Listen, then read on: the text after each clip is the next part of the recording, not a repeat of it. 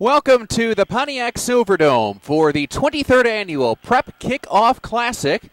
Right now with the football is Sarnia St. Christopher as they are playing the Lancers from Trinity Catholic in Harper Woods. My name J.J. Boehm alongside Dave Slygard. We'll get to more introductions in a moment. Right now it is second and we'll call it 10 coming up after no gain on the carry by Flamia. And now some work on the misdirection, and great pursuit by Trinity as they are able to bring down Perry for a loss of 5. Well, that was some outstanding tackling there, JJ, by Therese Chambers, who's making his presence felt right away. He's a very strong college prospect for Trinity. He led his league last year in tackles, and outstanding tackle behind the line of scrimmage. And that's certainly something that the Trinity coaching staff is hoping for a repeat of, as Therese Chambers, 5'10", 192-pound senior linebacker. 3rd and 15 coming up. And St. Christopher will keep it on the ground. Not much running room there, as that was Flammy again with the carry, getting back just a couple. Pretty dominant defense right there by Trinity in that series. That play was made by Antonio Hinton. He really closed down from his left defensive end slot there, JJ. And so on 4th down, St. Christopher will be expected to punt it away. St. Christopher, a team coming into this one very inexperienced, not in terms of their personnel, but in terms of their preparation on the season. We'll get to that in a moment. A nice punt this time. Booming kick. Fair catch called for, but cannot be made.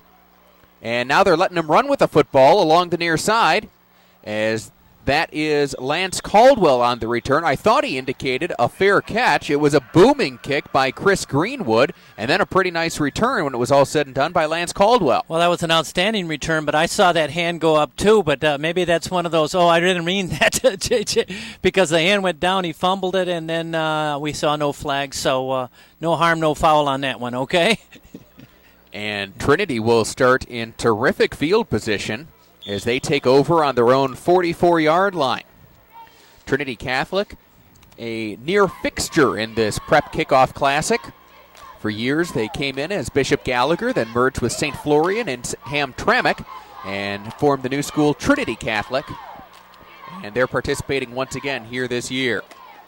Cornelius, his first snap as quarterback. He'll take it on an end around, run to the right side, breaks a couple of tackles across midfield, inside the 45-yard line before he's finally brought down. That will be a first down for Trinity if it stands. There is a penalty flag back at the 40-yard line. Nice run by Robert Cornelius. Well, I've been really anxious to get a good look at Robert Cornelius because we've been hearing an awful lot of good things about it. He's an experienced player, but not at quarterback, as you said, Jay, and boy, he's an athlete. He's about 230 pounds, so he's carrying a lot of mail with him, and he's strong, and boy, he broke some tackles, and he looks like he's the real deal.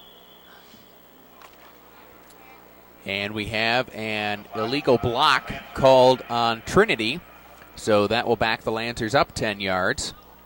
Lancers coached by an institution in football within the Detroit Catholic League, George Zahedi, 33 years on the sidelines. Boy, that's fantastic, and he sure has had an outstanding program. We're going to talk a little bit about that here in a minute. After the penalty, it is now 1st and 20 coming up, actually more than 20, for Trinity Catholic. They give it on the pitch to Lumpkin. Lumpkin's got some blockers. He's across the 40, across the 45, across midfield, and into St. Christopher territory. They ran the sweep to the far side of the field, and D'Angelo Lumpkin with the speed to get to the corner and pick up a huge gain. Great speed there. Vince Flamia with the tackle, but boy, did I notice a fantastic block by Therese Chambers, who went out and led that play and just waffled somebody. Just outstanding block. So we're going to see that coming up here. Chambers right out a little bit ahead. Well, there's the number 9 was knocked flat. Outstanding block, outstanding run, and really moving the football, Trinity is. That was a 26-yard run for D'Angelo Lumpkin. And it gets Trinity the football in St. Christopher territory. Cornelius back to pass, rolling left, firing to the outside, and a nice catch made by Antonio Hinton. Antonio Hinton is a big fella, 6'5", 263-pound junior, but the coaches feel he has a lot of potential. Boy, I guess so. I think he's a college-level player that is going to have an outstanding future after this in the next level. But, boy, I was really impressed with Robert Cornelius rolling out to the left and throwing across his body and hitting that nice tight spiral. Very impressed with that quarterback, Robert Cornelius. And this is his first game as a quarterback. He's a senior, very experienced at the linebacker position, but stepping in to control the offense this year for Trinity. Hand off to Chambers. He's got some blocks. He is brought down near the 20-yard line. Tackle made on the play by Ben Roy. Nice tackle by Ben Roy. Came up there strong, but big chunks. Nice offensive line play. Nice hole by the Trinity offensive line, and they're really moving the football. After the penalty, Trinity has been getting big chunks of yardage, and they have it all the way down now at the St. Christopher 20, and second, and we'll call it 4. I formation set for the Lancers. Cornelius under center.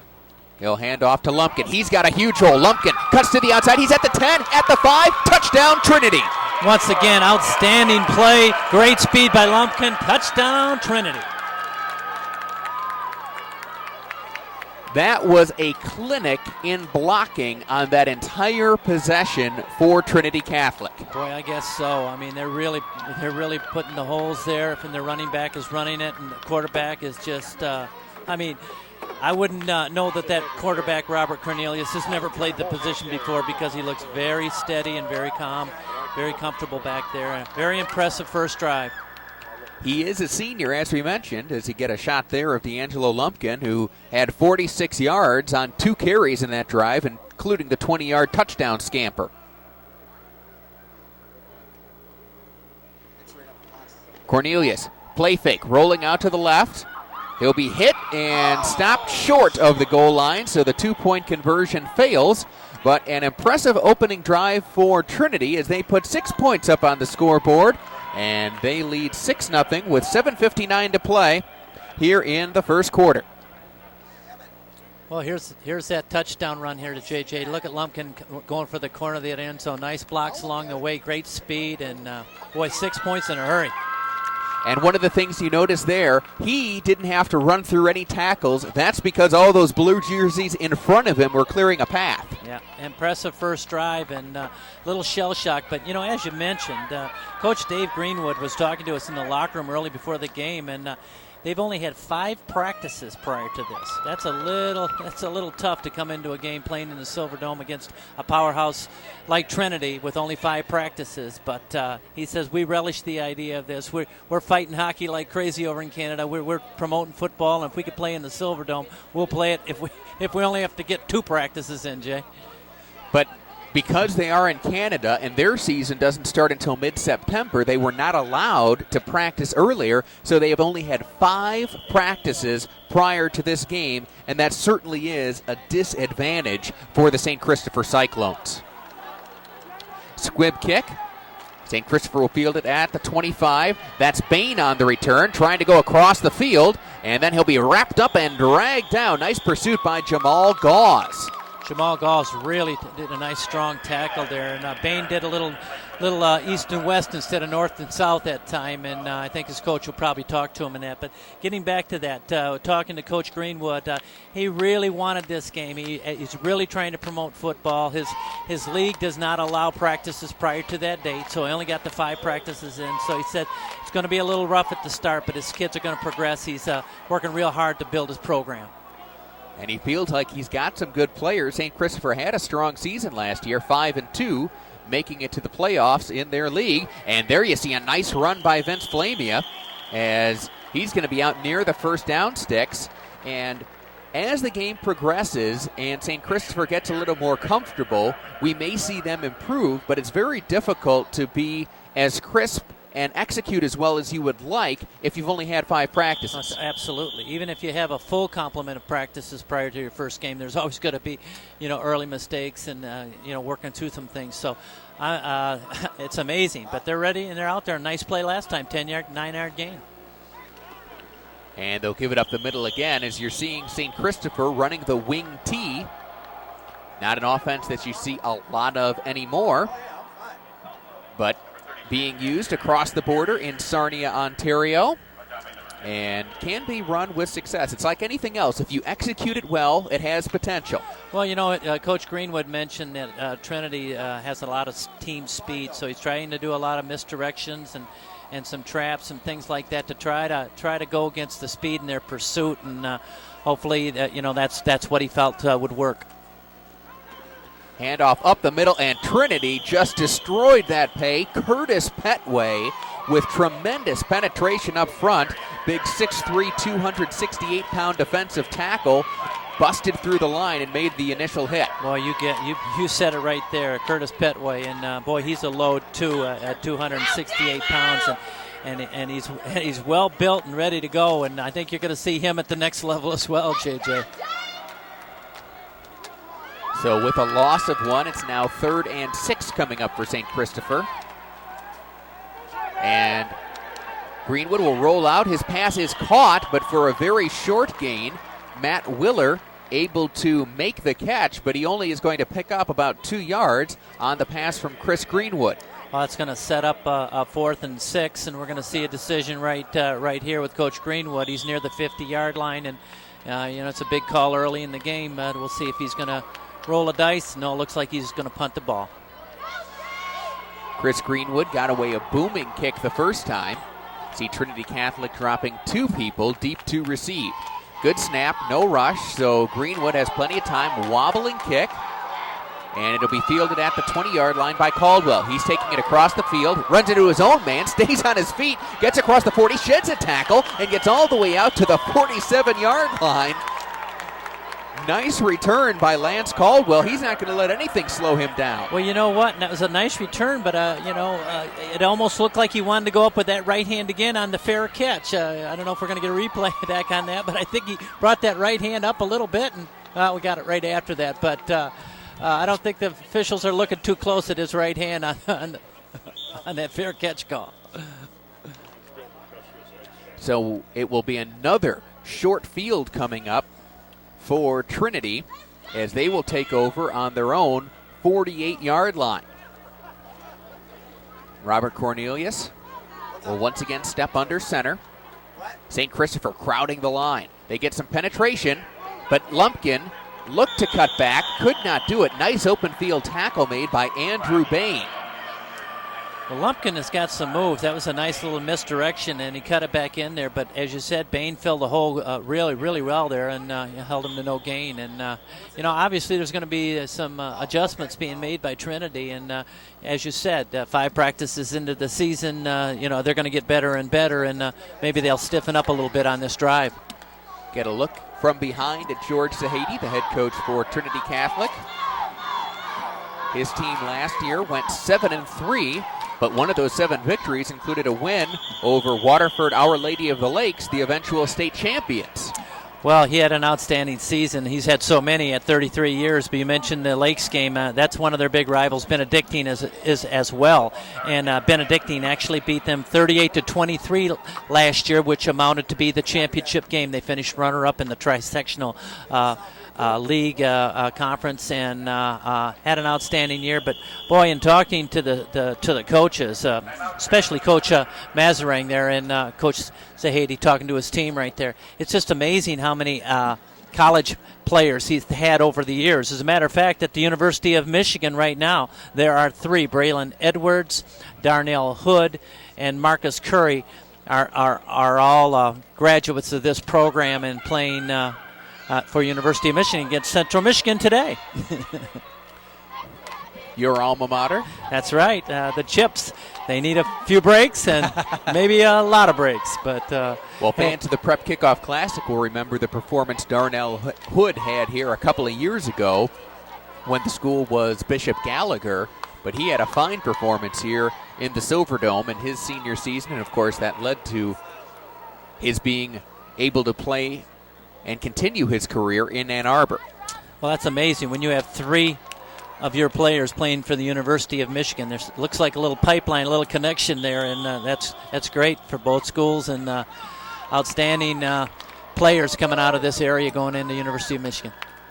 2nd and 15 after the penalty. Pitch goes to Lumpkin. He splits a couple of would-be tacklers. He's got the outside again and will be all the way down to the 38-yard line. Once again, a nice open field run by D'Angelo Lumpkin. Great speed, boy, as he hit that hole good. He's forced out of bounds by Vince Flamia there, but I'll tell you what, he has got speed, and they got a little push block there, and he did the rest. Looks like a real good back there. And the one thing that really came through in our conversation with Dave Greenwood, the head coach for St. Christopher, other than the lack of practice time, was that he was really concerned about the speed of Trinity. Yep. Wanted to make sure they could contain that speed. So far, Lumpkin's been able to get to the outside. This time, Chambers stutter steps. He's across the 30, breaks a tackle, almost gets free to the outside. He'll be at the 26. There is a penalty flag on the play. Well, Chris Greenwood, that was a touchdown-saving tackle there. I'm not sure we're going to get this pulled back on a penalty, but I'll tell you what, they've got some weapons. We hadn't really even seen Chambers run before, and he had some good speed and good power as well. And they're going to wave off the flag. So that 12-yard run by Chambers will stand. Well, he's kicking himself. He was about one arm away from busting that and going all the way, but nice run again, and we've heard an awful lot about him, of course, at the linebacker spot with a league-leading tackler in the league last year, but looks like he's a good little up back as well. Cornelius controlling the signals for Trinity. He's under center on first down. And we've got a false start along the line of scrimmage. Those are the kinds of mistakes you expect to see in the first game of the season, because as many times as you work on them in practice, it's different when you're lining up and actually going against an opponent and you're in your game jersey and everything else. Well, you're right. And, the cadence, it looks like there was a little miscommunication because Robert Cornelius pulled out before the snap, and obviously that was a motion penalty. But I have been impressed, certainly with Trinity's execution thus far in the first quarter. And they're moving the football. It'll be 1st and 15 now from the St. Christopher 31. Cornelius rolling out to his left. Nobody in front of him. He'll tuck it under and run. Looking for a block. He gets it. He's inside the 25-yard line. And then a hit out of bounds by Bain. And a penalty flag thrown in at the end. And now they'll help Cornelius up. I don't think there was anything intentional there, but Bain did make contact after Cornelius was out of bounds. Well, he was well out of bounds, and that definitely was a penalty by Bain, and we're going to see the replay on it. You're going to see a real great block here by Ryan Mantha as well. Just looking right here, boom, knocking that guy down, but that was way late. That was way late. Yep, and that was a tough penalty. Oh, excuse me, Maurice Wilson. That was the block. We got the wrong roster there, JJ. This early season for me, too. But I'm sorry about that, Maurice, but I want to give you credit. That was an outstanding block. But, gosh, now we got another injured player down by St. Christopher as well here. That's Leo Rondon, 6'1", 195-pound linebacker. And he's seated, and they're talking to him. Well, trying to get him up on his feet.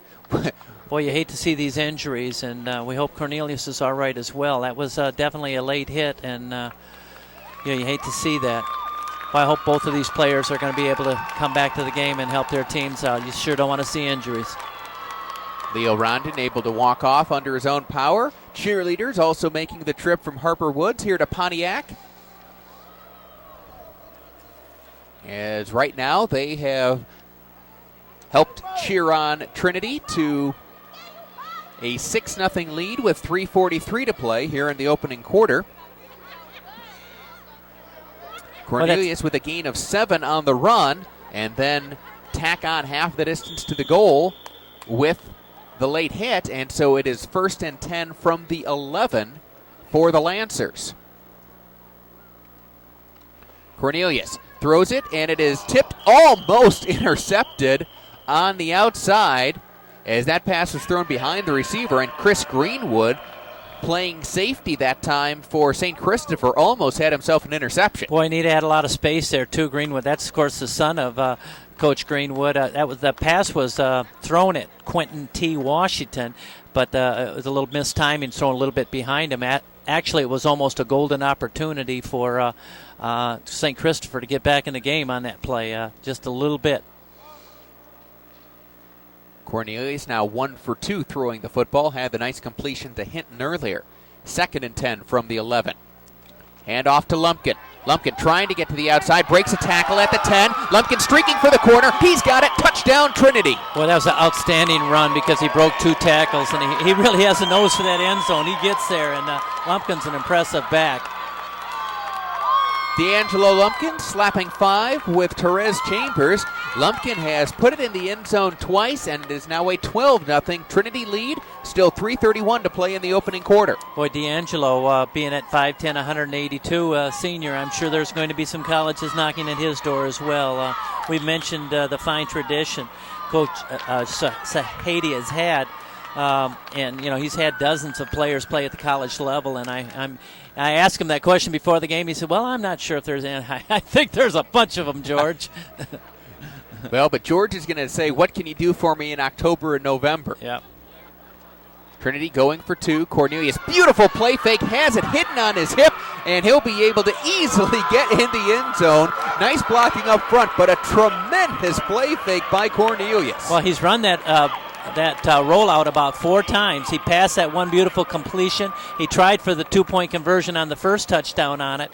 And, of course, you mentioned that gain with the penalty at the end of it. But he just walked in. He had a little convoy going into that end zone. And here we go again. Oh, that's D'Angelo's touchdown here. Boy, he broke that nice tackle, and then he knew where the end zone was. D'Angelo Lumpkin with 5 carries. Twice he's gotten in the end zone. Well, this is an impressive team, and this is an outstanding opening quarter here for Trinity. I think we've got a little scoreboard problem. We've got it at 12-10 here. I think they just switched it back. Now, take a look at this play here, because watch Cornelius and how well he hides the football. Fakes the handoff, and it's right there on his hip.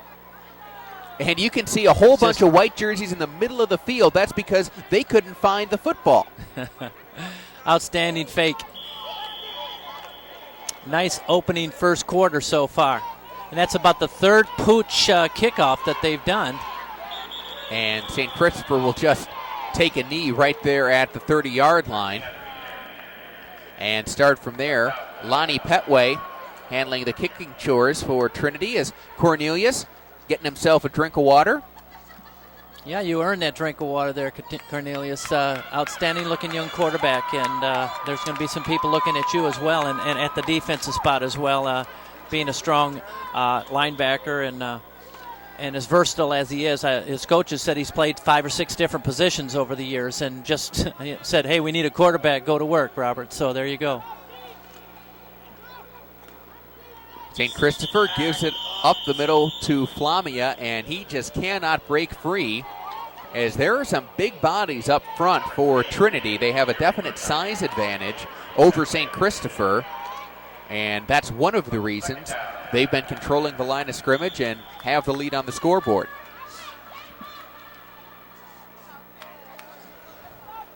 No gain on that play. That'll make it 2nd and 10.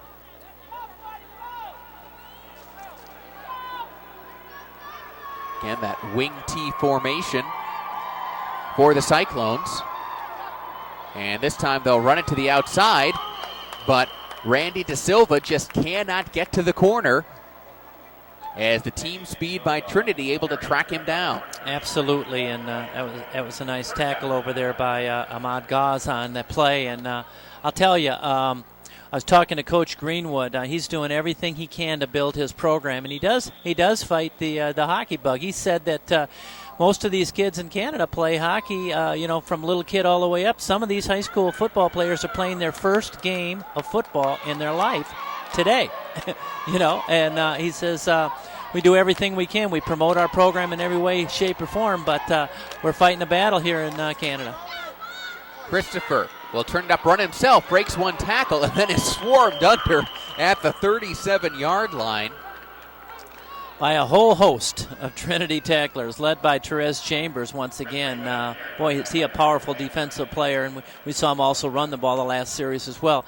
But getting back to that, Coach Greenwood told me this morning that he's taken his team to Michigan State and to Notre Dame for visits to meet with coaches and does clinics. He has tournaments, off-season passing tournaments where he invites teams from the United States as well as Canada to come in. He's doing an awful lot of promoting, going up and down the halls of his high school to get his kids to play. Greenwood with a towering kick. It twists out of bounds along the far side.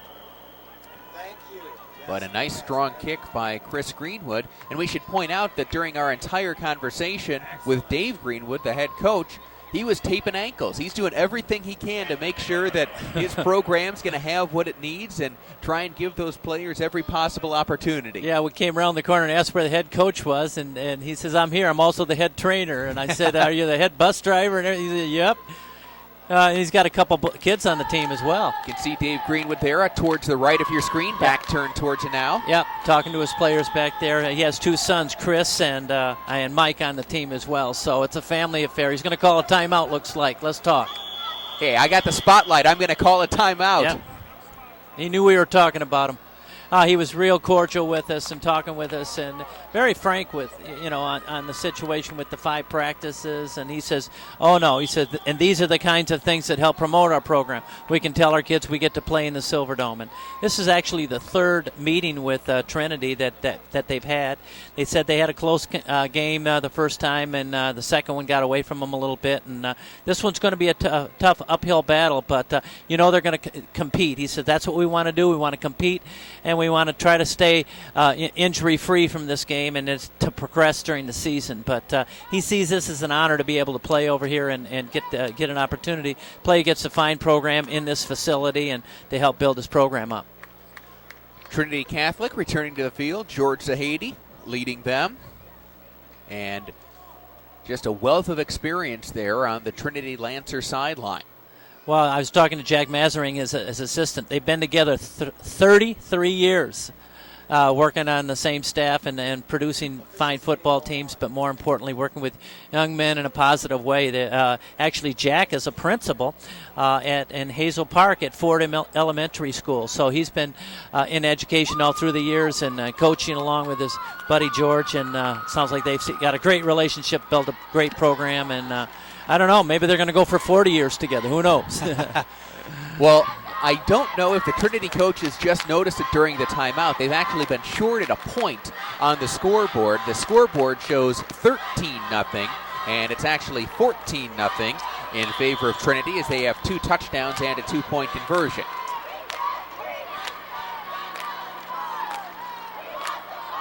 Trinity takes over, 1st and 10 from their own 40. Cornelius back to pass, gets a block, firing deep downfield, and overthrows his intended receiver, Jamel Gauze. But I guess now we know why they chose to put Cornelius at quarterback. Well, that was a very, very strong throw, and, he's got the arm. You're right, and that was a beautiful, well-thrown ball, and I am impressed. I mean, for a person who hasn't played quarterback to walk out as a senior and come out and to make some of the plays that he's been making. Very, very, very impressive. Cornelius, 1 for 3 passing the football, but you got a good look at his arm strength right there. Well, that was about a 50-yard pass in the air, and he didn't look like he was straining that hard. Going to call a timeout right now, JJ. Looked like they were out of formation. He had to go talk to his coach on this.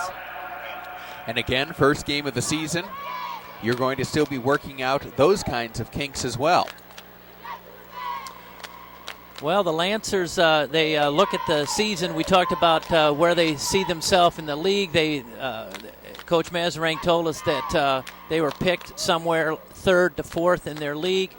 Their big rivals, Benedictine and of course, Our Lady of the Lakes, coached by Mike Boyd over there, are always their big rivals. And they beat Our Lady of the Lakes, as you mentioned earlier, 19-0, who went on to win the state championship in one of the most exciting games I can recall in the finals. And so they're in a tough league and playing against some tough opponents. And I'll tell you what, if they're only picked third or fourth in their league, then they must have a pretty tough league. They certainly do. It's always tough to win in whatever division of the Catholic League you happen to be playing in.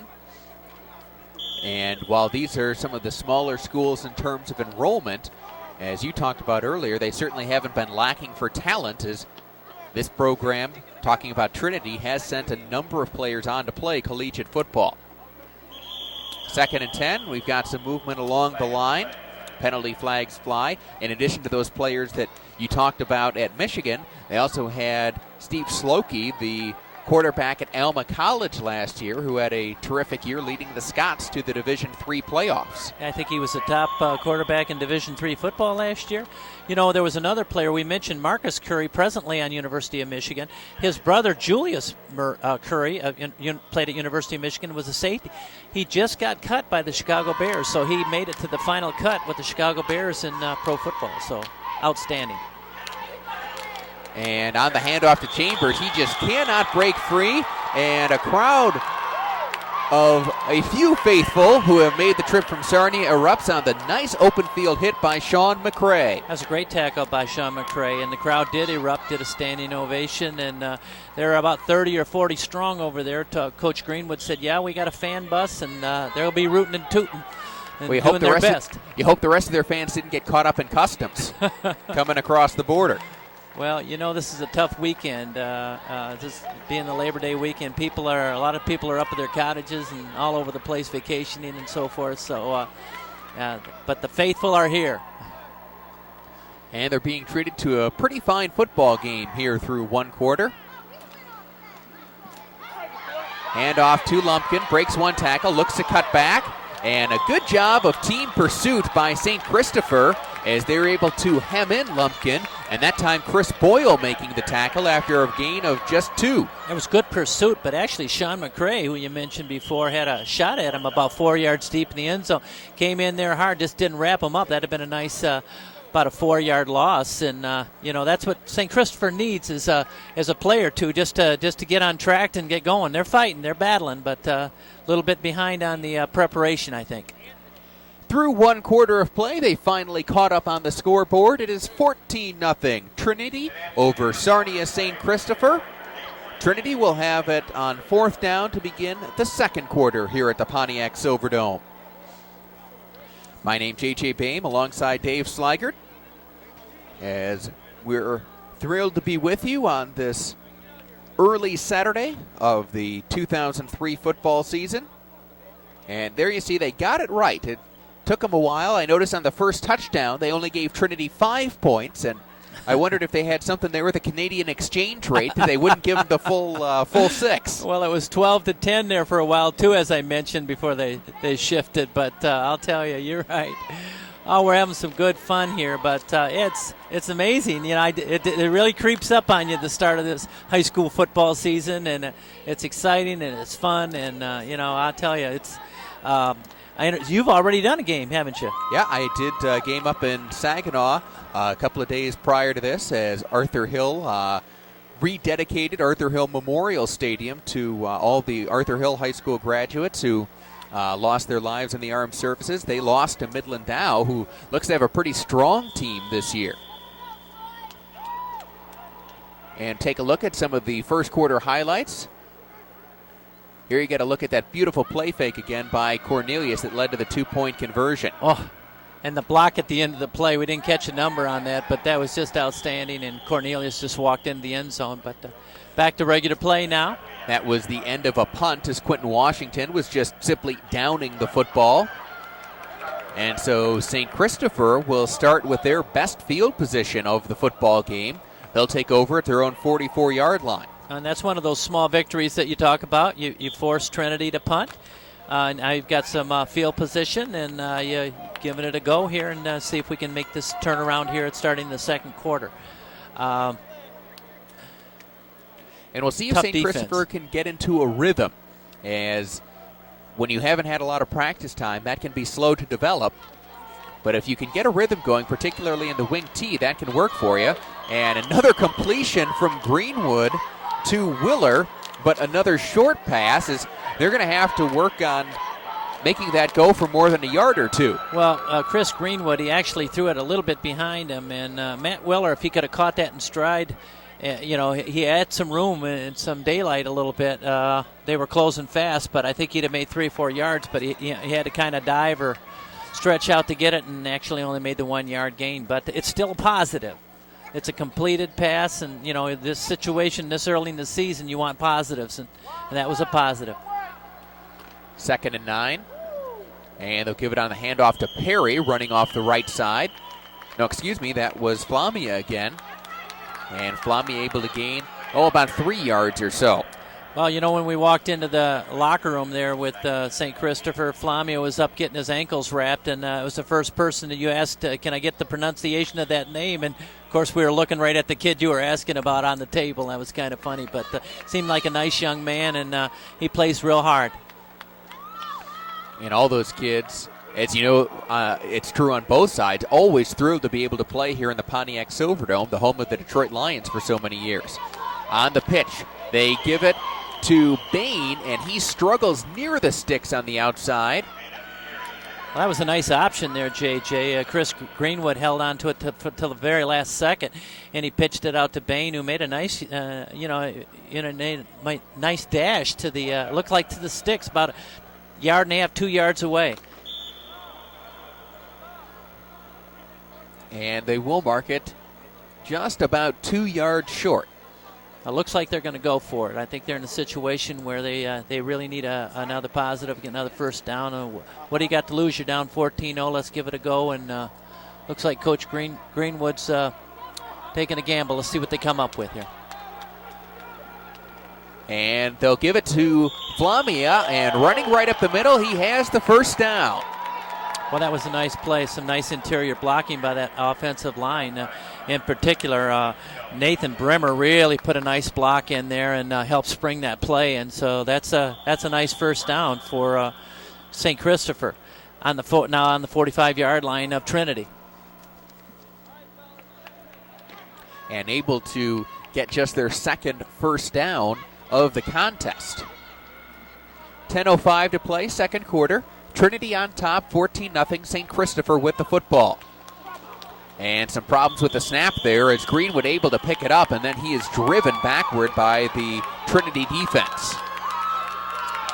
Yeah, that little bobble really cost him because it looked like things were going to open up, looked like kind of a sweep coming here to the left side, and just didn't get the exchange right, and makes it second long. It takes away some of your options.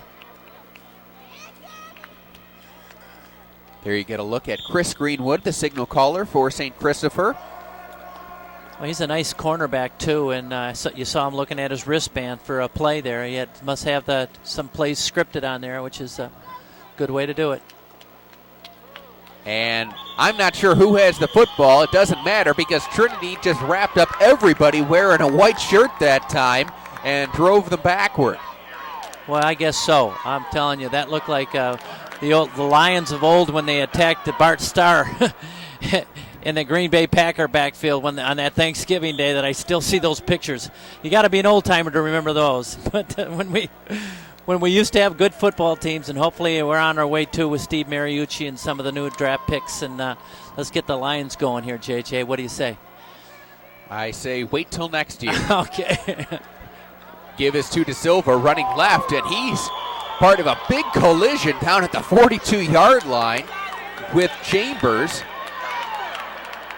Well, there was that sweep play, and that was a nice misdirection play, and but boy, there was a hit on the end of that play that he's ringing his bell a little bit. Take a look at this one, and then there's the collision. Well, he's up and going. That's good. 4th and call it 7 for St. Christopher from the Trinity 42.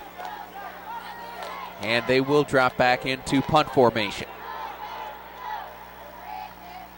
Wide snap, but Greenwood able to get it. Gets away a nice kick. And the return is made along the near sideline by Caldwell again. And this time they threw a flag. I'll be interested to see whether or not they flag him for putting that hand up in the air. Well, he kind of wants to. And, if I'm on the other side, St. Christopher's side, I sure am letting those officials know that the last 2 times he's fielded punts, those hands have been up in the air. And so I don't know if we're going to get that call or not. The tackle was made by Ryan Machete on that play, and he just barely got him with his hand. And Lumpkin's an elusive back, I'll tell you that. I wonder if that's what the penalty is, because they're going backwards, JJ. I think it's going to be clipping. That's the indication from the official. Okay. But it has been very close. There hasn't been the wave, but the right arm has been going up, and that makes it tough for a punt cover team. We'll get a look at it here. Right. You see how that hand is going up there. Well, you can't say he's shading his eyes from the sun. We're in this. We're in the Silverdome. Nice job by our camera work and our team down in the truck to show that one to you a second time.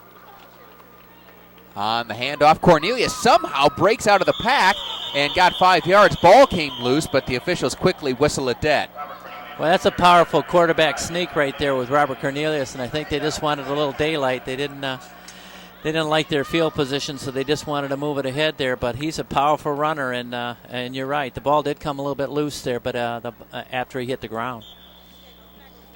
And he picked up, actually you're going to spot that all the way out at the 16-yard line. So that's a 6-yard pickup for Cornelius. Makes it 2nd and 4. 2 receivers split wide to the left this time for Trinity.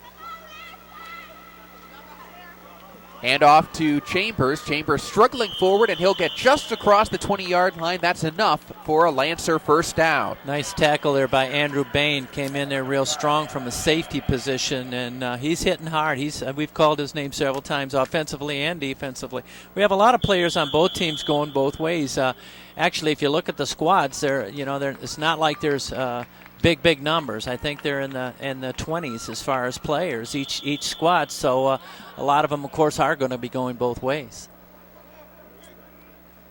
5 yards on the last carry for Chambers makes it 1st and 10 from the 21. And Cornelius will go on the sneak again. This time they wrap him up a little bit sooner as Rick DeSilva made the tackle. Oh, yep, we got a couple of brothers there, the De Silva brothers, and also Sean McCrae was also in on the tackle as well, so tightening up a little bit. Got to look at the Trinity huddle there. Well, if they don't look like the New York Giants uniforms, huh? Tell you what, those are sharp. We're a long way from the Meadowlands. And right now, Trinity is 77 yards away from the end zone, where they've already been twice today.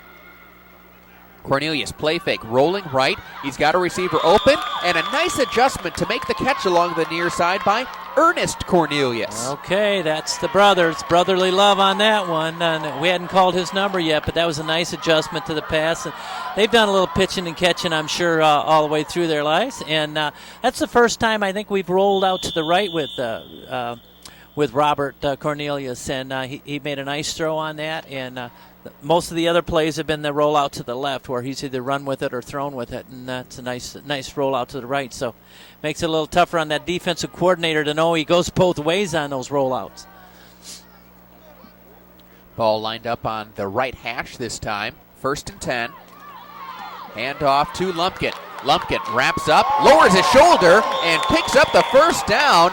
There's not just speed there with D'Angelo Lumpkin. He's also got a little bit of power. Oh, and a little pizzazz, too. He came up and made a few little gestures like, look at there with that little, I don't know. And now he's going down low with it, too. He's saying, I'm a speed back, but I'm also a power back. Watch me put my head down and lower the boom. I'm going to deliver this hit. And kept going for 4 more yards. Impressive, D'Angelo Lumpkin. Lumpkin with both touchdown runs for Trinity. And I'm not sure George Sahady was all that thrilled with the gesturing after the play. Yep, I don't think he wants to showboat. He's not about showboating, and maybe he felt that was crossing the line a little bit. Cornelius rolling out. He's got pressure, avoids the first man, throws it downfield, caught by Hinton. Well, that was just a nice adjustment by both receiver and quarterback there. And, boy, I'll tell you what, Hinton is an impressive-looking receiver. I'm telling you. I mean, he's almost got, NFL size at 263, 6'5", and boy, I'll tell you what, he comes across and he's caught both balls thrown to him, and he's a load. That was a 12-yard pickup. So after being backed up all the way at their 10-yard line to start this drive, Trinity has marched downfield to the St. Christopher 40. Hand off to Chambers, the up back, and he struggles his way forward for another 4 or 5. Well, he's a strong one, too, and, we heard so much about his defense, but that's the second or third carry that he's had today, and he's ran hard as well. But I think his stock is on the defensive end at 5'10", 192 pounds. That's a nice, powerful linebacker or possibly a safety for a program somewhere, and impressive. Hard nose. 4.5 minutes to play here in the second quarter. 14-0, Trinity with the lead over Sarnia St. Christopher. Right now, Trinity has it 2nd and 5 from the Cyclone 35. And looked like movement there over on the left side of the offensive line for Trinity, and the officials spotted and blow the whistle.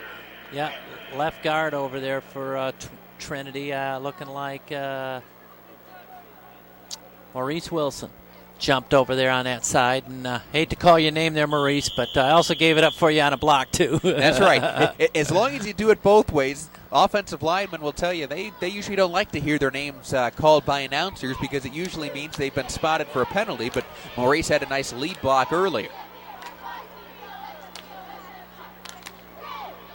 2nd and 10 following the penalty. And there's been a change at tailback, but the same results. Finally, Bain able to wrap up and drag down Gregory Fry from behind, but Fry will fly when given the football as he picks up about 15. Well, and Gregory Fry did fly, and he just shot out of a cannon there. And I think you hit it right on the nose. I think Lumpkin was taken out because he was overly gesturing, and the coach didn't like it. So he says, "I'll put my sub in here, and he can run too. So you better do it my way, or it's the highway, young man." You've got 33 years on the sidelines. You've got plenty of experience on your side, but there you get a look at Fry, who had a nice run, 17 yards on his first carry of the game.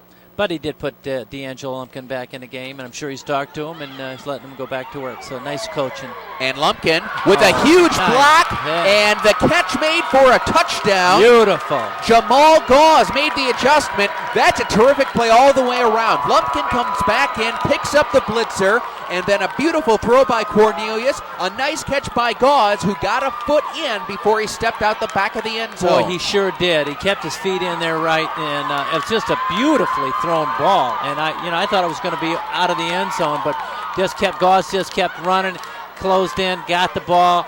We've got a great replay. Look, keeps his feet in, snapped that other foot down, touchdown. Fantastic. Great play. 22-yard touchdown toss from Gauze to Cornelius, and the extra point try by Sean Reitzel was just a little bit low. Boy, I tell you what, Jamal Gauze went after that. He just kept striding and went strong. There's another. Look at that, 6'4", 220-pound senior receiver going like that. That's a college player as well. Now watch the block from Lumpkin. He picks up the blitzer. That gives Cornelius time to look downfield and find Gauze. Beautiful, beautiful. That's an impressive. That's an impressive high school play on the first game of the season. I'll tell you what, that would be impressive on the last game of the season in the state finals. So Trinity now with a 20-0 lead, 3:13 to play in the second quarter. Can't say enough about Robert Cornelius' adjustment and change to become a quarterback. Here you are, you're a senior. You're about 230-pound, 5'11" player that's played an awful lot of positions throughout his career. Linebacker. He's played wide or tight end. I guess he played blocking back a little bit. The coach has said he played 5-6 positions. So the coach says, We need a quarterback, Robert. Can you pick up a ball and throw a few around, and let's see what your arm looks like? Okay, Coach. I start working at this a little bit. Look what he's done. Impressive. Good job, Very Robert. impressive here in the first half.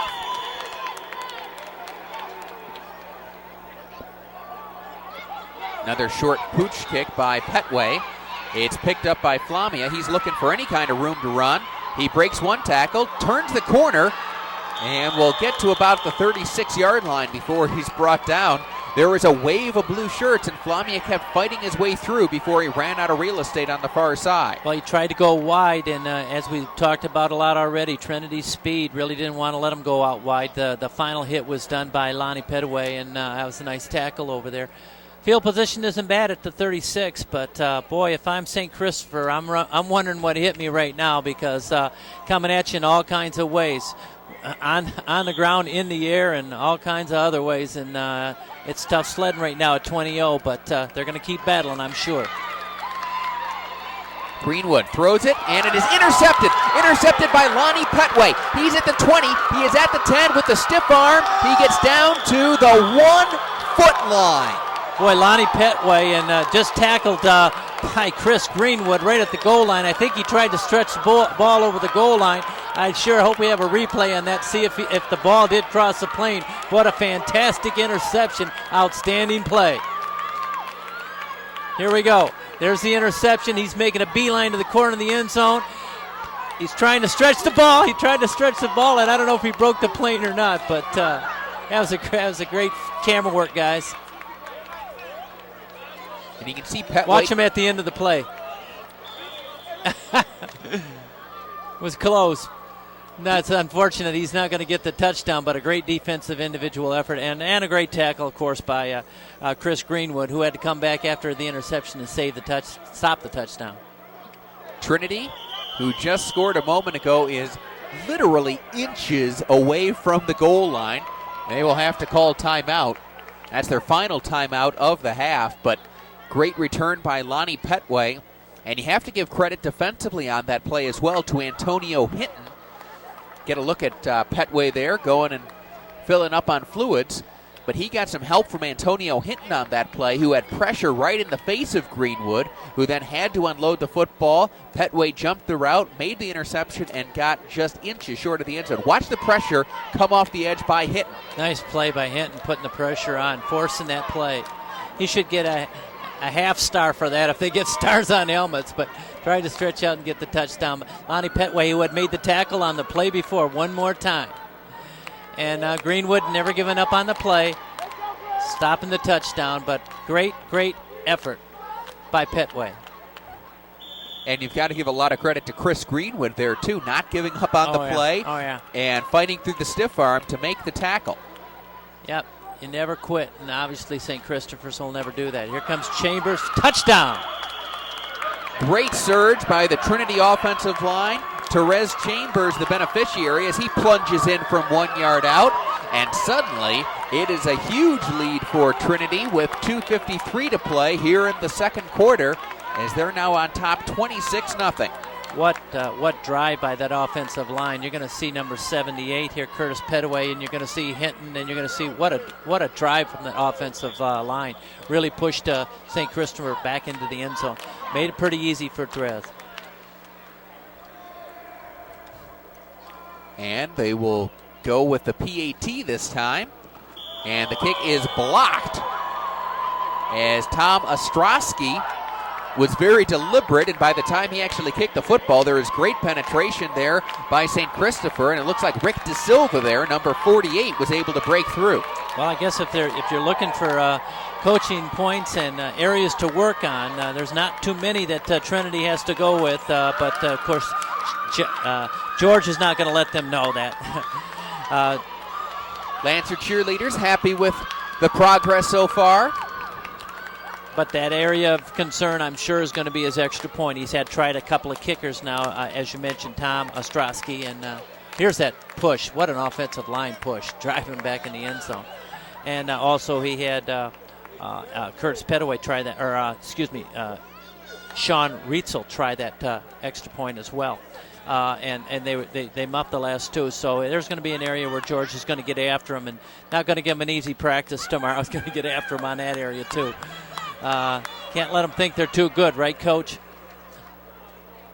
Right now it all looks good on the scoreboard. A 26-0 lead for Trinity. And 2:53 still to play here in the opening half. Lonnie Petway will tee it up and kick it away. And Lonnie, of course, that made the great interception, had made the tackle on the previous kickoff, and so back-to-back plays he makes the tackle, then the interception. It's surprising. He's the kickoff man, but he hasn't been. He was the holder on the extra point kicks. Short kick, and big number 61, Nathan Brimmer, got his hands on the football and says, "I'm not a runner. I'm just going to hold on to this thing." Well, I don't know if that was considered an onside kick or what, but every one of their kicks have been either the pooch variety, as you mentioned, or in that particular case, it actually looked like an onside kick. And you know, I know. Coach Haiti is not doing that deliberately to try to do an onside kick and get the ball back, because that with a 26-0 lead, I think he's just really having struggling times with his kicking game. On the pitch, they give it to Bain. He's got some running room on the corner, turns upfield. He'll be close to a first down. Nice run by Andrew Bain on the option play with Greenwood. Well, that's twice now that Greenwood has made that, that good pitch right at the last minute on that option on the right side, and they've been both successful plays, so I'm sure they're going to come back to that. Andrew Bain with a 10-yard pickup. That's good enough for a Cyclone first down. Still plenty of time for St. Christopher to score here before heading into the locker room.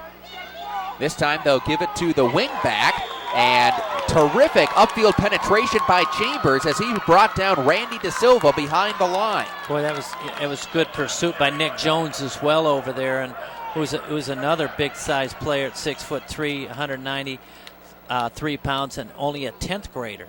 And I'll tell you what, they've got some outstanding-looking athletes on this Trinity team, size-wise and speed-wise and power-wise, and they really pursue that football. Loss of 2 makes it 2nd and 12.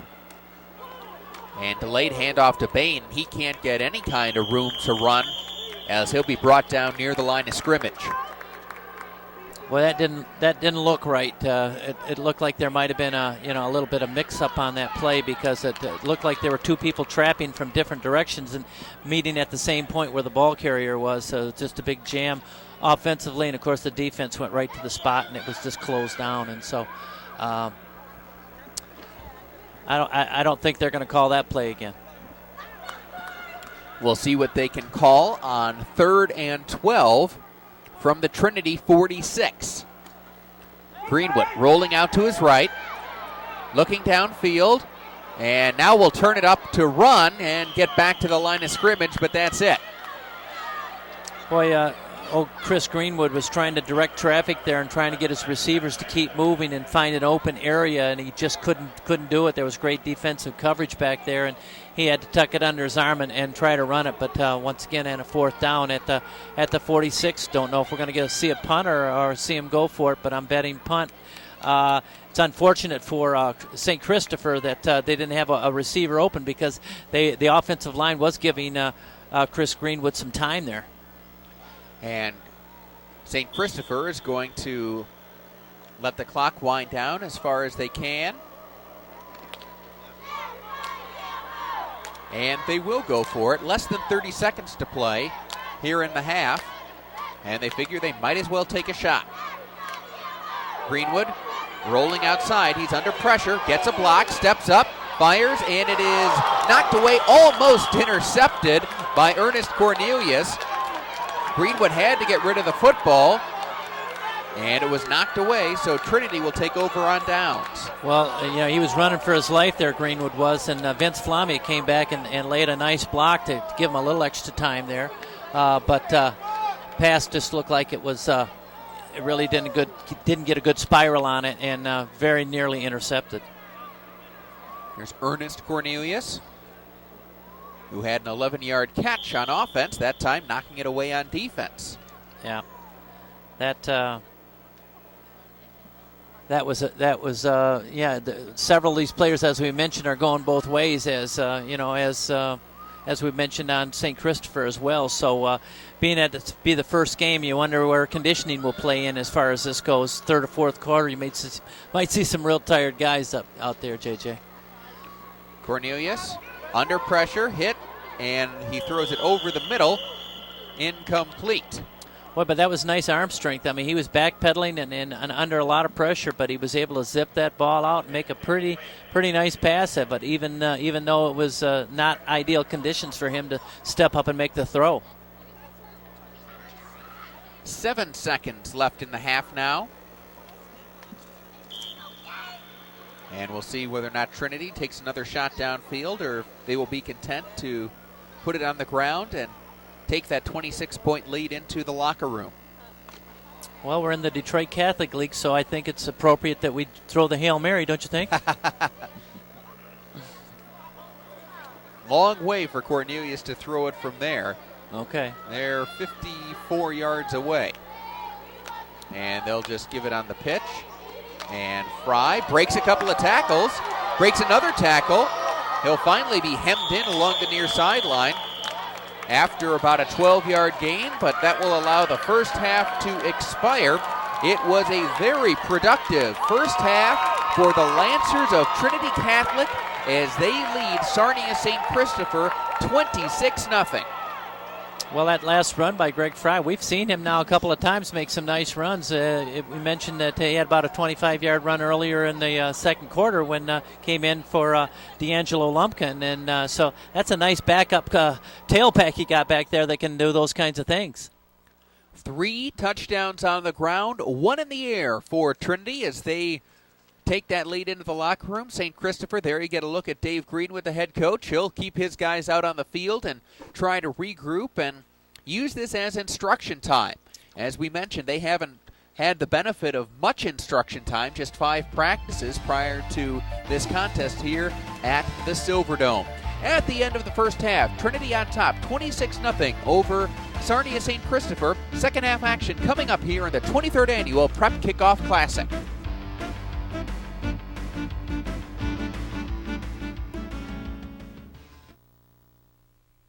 Education is the key to a successful future. There are 35 Catholic high schools in the Detroit metro area. 92% of the graduates of these schools continue their education after high school. A Catholic education also teaches good Christian values, which students will carry with them for a lifetime. For more information, call the Catholic high school in your area or the Catholic Schools office at 313-237-4676.